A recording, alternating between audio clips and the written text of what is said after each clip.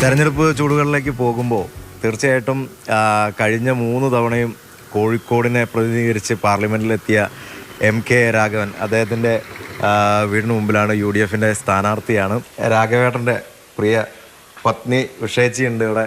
ചേച്ചി, രാഘവേട്ടൻ റെഡിയായോ? രാഘവേട്ട നമസ്കാരം. ഇലക്ഷൻ്റെ തിരക്കുകളിലേക്ക് പോകാനുള്ളൊരു തയ്യാറെടുപ്പിലാണ്.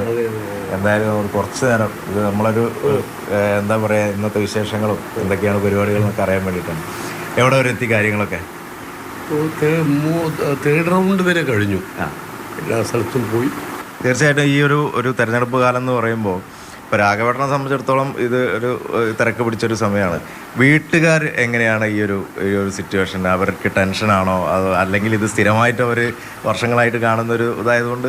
സ്ഥിരമായി കാണുന്നവരല്ലേ, പിന്നെ രണ്ടും കാണും, ചിലപ്പോൾ ടെൻഷൻ കാണും. ഇത് പിന്നെ ഇങ്ങനെ നടന്നു പോകുന്ന കാര്യമാണ്, അതിന് ഭാഗമായിട്ട് കാണുന്നവരും കാണും. ഒരു ഹാട്രിക്കിന് ശേഷം പുതിയതായിട്ടുള്ള ഒരു വിജയപ്രതീക്ഷയാണ്. അപ്പോൾ എങ്ങനെയാണ് രാഘവേട്ടൻ അതിനെ നോക്കി കാണുന്നത്? എങ്ങനെയാണ്? അല്ല, ജനങ്ങൾക്ക് ജനങ്ങളാണ് പരമപ്രധാനം. അവരിലെ വിശ്വാസമാണ് എൻ്റെ വിജയം. അവർക്ക് എന്നിൽ പൂർണ്ണ വിശ്വാസമാണ്, എനിക്ക് അവരിലും പൂർണ്ണ വിശ്വാസമാണ്. അപ്പോൾ ഒരു കലാകാരൻ എന്ന നിലയിൽ എനിക്ക് പറയാനുള്ളത്, ഈ കലാകാരന്മാർക്ക് വേണ്ടിയിട്ട് കോഴിക്കോട് അത് എൻ്റെ മനസ്സിലുള്ളത്. ഈ പാരീസിലൊക്കെ ഒരു സ്ഥിരം നാടകവേദിയുണ്ട്, പാരീസിലൊക്കെ. അത് കേരളത്തിൽ എവിടെയുമില്ല.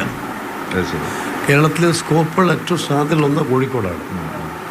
കോഴിക്കോട് അല്ലെങ്കിലും കോഴിക്കോട് ഏറ്റവും കൂടുതൽ ഒരു സാംസ്കാരിക നഗരം എന്ന് പറയാവുന്ന കോഴിക്കോടാണ്. തൃശ്ശൂരാണ് ഔദ്യോഗികമായി പ്രഖ്യാപിക്കപ്പെട്ടത്.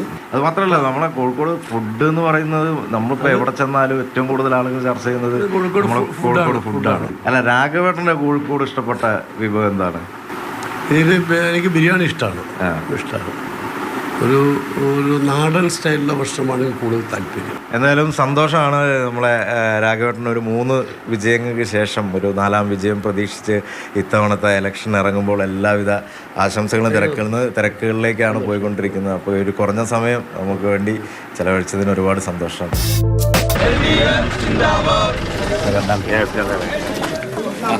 നമസ്കാരം. ഇപ്പോൾ കോഴിക്കോട് മുന്നേ ഉണ്ടായിരുന്ന വികസനങ്ങളിൽ നിന്ന് മാറിയിട്ട് ഇപ്പോൾ പുതിയതായിട്ട് എന്തൊക്കെയാണ്? ഇപ്പം ഈ നമ്മളെ മാനാഞ്ചിറ വൈഫൈ പോലെയുള്ള പുതിയ മാറ്റങ്ങൾ കണ്ടുവരുന്നുണ്ട്. അപ്പോൾ ഇനി എന്തൊക്കെയാണ്?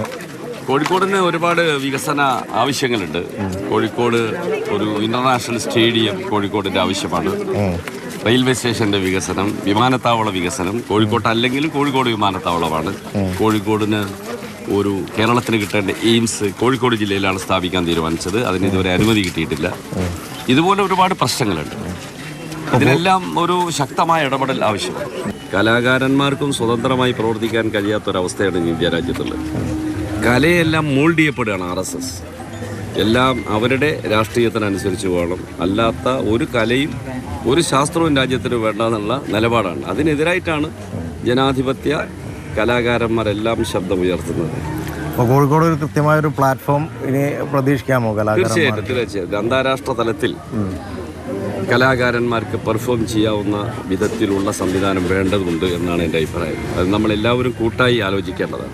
കോഴിക്കോടിൻ്റെ സ്വഭാവം നിറഞ്ഞ ബാബുക്കായുടെ പാട്ടുകൾ ഇഷ്ടപ്പെടുന്ന, നല്ല മധുര പലഹാരങ്ങൾ അങ്ങനെയെങ്കിൽ ഭക്ഷണത്തിന് ഇഷ്ടപ്പെടുന്ന ആളുകളാണ്, അതുപോലെ തന്നെ ഫുട്ബോളിനെ ഇഷ്ടപ്പെടുന്ന ആളുകളാണ്. അപ്പോൾ ആ ഒരു ആവേശത്തോടൊപ്പം തന്നെ ഈ കോഴിക്കോട് നിന്നും തീർച്ചയായിട്ടും സഖാവ് പടി കയറട്ടെ, പാർലമെന്റിലെത്തട്ടെ. കോഴിക്കോട് രാഷ്ട്രീയം ഏറെ ഇഷ്ടപ്പെടുന്നവരാണ്. തീർച്ചയായിട്ടും അതുകൊണ്ട് എന്തായാലും സന്തോഷം ഈ തിരക്കുകൾക്കിടയിൽ കുറച്ച് സമയം പങ്കിട്ടതിൽ. Okay, thank you sir.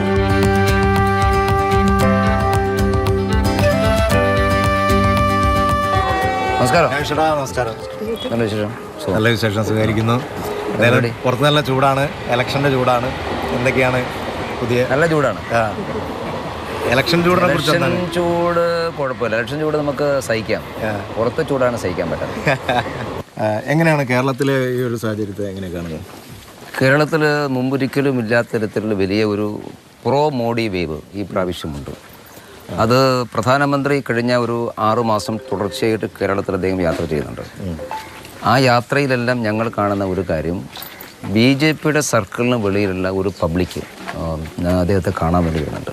ഒന്നിൽ കൂടുതൽ സീറ്റുകൾ ഈ പ്രാവശ്യം എന്തായാലും പാർലമെൻറ്റിൽ NDAയുടെ ഭാഗത്തുണ്ടാകും, അത് തീർച്ചയാണ്. കോഴിക്കോടിൻ്റെ ഒരു വികസന സ്വപ്നം രമേശ് ചേട്ടൻ്റെ ഒരു കാഴ്ചപ്പാടിലൂടെ എന്തൊക്കെയാണ്? ഞാൻ കോഴിക്കോട്ടെ ജനങ്ങളോട് പറയുന്നത് ഒരു പുതിയ കോഴിക്കോട് ഉണ്ടാവണം എന്നുള്ളതാണ്. പുതിയ കോഴിക്കോട് എന്ന് പറയുന്നത് ഈ ഒരു 50 വർഷം നോക്കിക്കഴിഞ്ഞാൽ ഒരു പുതിയ ഡെവലപ്മെൻറ്റും നമ്മുടെ കോഴിക്കോടിനെ സംബന്ധിച്ചിടത്തോളം വന്നിട്ടില്ല. അപ്പോൾ ഞങ്ങൾ ഇപ്രാവശ്യം പറയുന്നത് ബേപ്പൂർ പോർട്ടും IT നഗരമായിട്ടുള്ള ബാംഗ്ലൂർ സിറ്റിയും കണക്ട് ചെയ്തുകൊണ്ടുള്ള ഒരു കോറിഡോർ ഞങ്ങൾ കേന്ദ്ര സർക്കാർ മുമ്പാകെ വെച്ചുകൊണ്ട് അങ്ങനെ ഒരു കോറിഡോർ വരികയാണെങ്കിൽ അനുബന്ധമായിട്ടുള്ള ഒരുപാട് ഡെവലപ്മെൻറ്റുകൾ കോഴിക്കോടിൻ്റെ മുഖമേ മാറും. കേരളത്തിലെ മലയാള സാഹിത്യത്തിലെ എണ്ണം പറഞ്ഞ എഴുത്തുകാരൊക്കെ കോഴിക്കോടായിരുന്നു. വൈക്കം മുഹമ്മദ് ബഷീർ കോഴിക്കോടാണ്, MT വാസുദേവൻ കോഴിക്കോടാണ്, SK പൊറ്റക്കാട് കോഴിക്കോടാണ്, T വത്സല കോഴിക്കോടാണ്.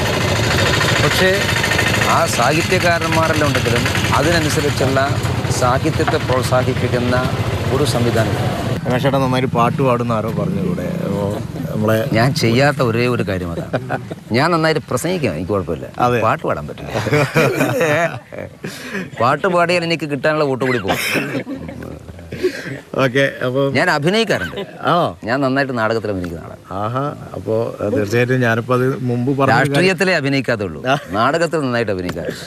ഓക്കെ, എന്തായാലും സന്തോഷമുണ്ട്. സന്തോഷം. ഞാനൊരു ചായ കുടിക്കാൻ ഇരിക്കുന്നിടത്തു നിന്നാണ് ഇന്നത്തെ ഒരു ദിവസം നമുക്ക് നമ്മുടെ ഇവിടുത്തെ സ്ഥാനാർത്ഥികളൊന്ന് പോയി പരിചയപ്പെടാമെന്ന് പറഞ്ഞിട്ട് മാതൃഭൂമി ന്യൂസ് വിളിച്ചത്. അതിൻ്റെ ഭാഗമായിട്ട് ഇങ്ങനെ വന്നു. രമേശ് ചേട്ടനെ കാണാൻ തീർച്ചയായിട്ടും മണ്ഡലത്തിലൊരു സ്ഥാനാർത്ഥിയാണ് എന്നുള്ളതിൽ ഉപരി വളരെ സന്തോഷമുണ്ട്. അപ്പോൾ താങ്കളുടെയും കുടുംബത്തിൻ്റെയും വോട്ട് എനിക്ക് പ്രാവശ്യം ചെയ്യണം കേട്ടോ. സന്തോഷം.